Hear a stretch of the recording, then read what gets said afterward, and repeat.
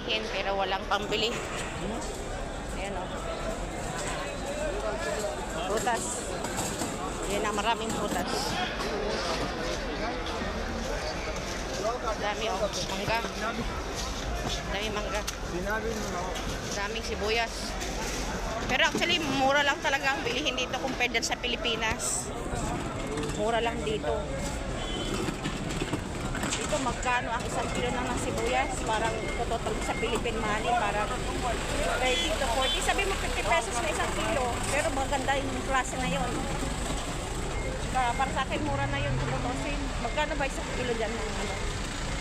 Although wala akong idea kung magkano isang kilo. Pero sa tingin ko mas mura talaga dito. So, dyan. So, bilihan po doon ang boko. Bilihan doon ng prutas at gulay. Doon kasi puros wholesale siya. So, pag bibili ka, bulto-bultuhan kasi wholesale. Dito naman sa kabila na side, dito ay pwedeng patingi-tingi, 1 kilo, 2 kilo, 1 piraso, depende sa kailangan mo. And so, nandito na nga po pala ako sa palengke mga katapyas. Marami ka nga pwedeng pagpilian ng mga dahon.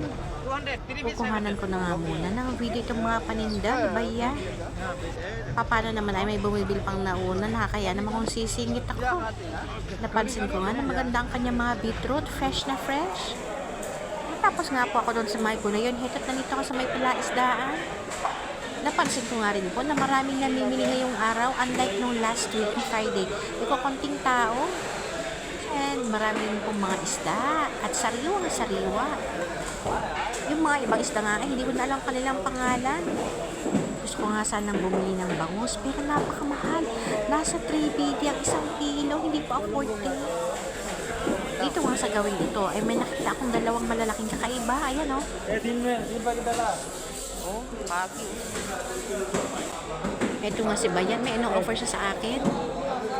Take all 500.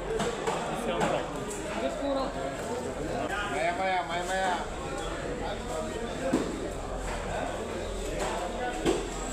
Itlog ng shark yan, no? Ang ganda nga katapyas ng isdang to. Ano kaya ang pangalan nito? Para bang ang ganda niyang alagaan sa aquarium, tapos pakainin mo na lang araw-araw para dumami sila. Meron ding maliit. May malaki. May maliit. Salmon.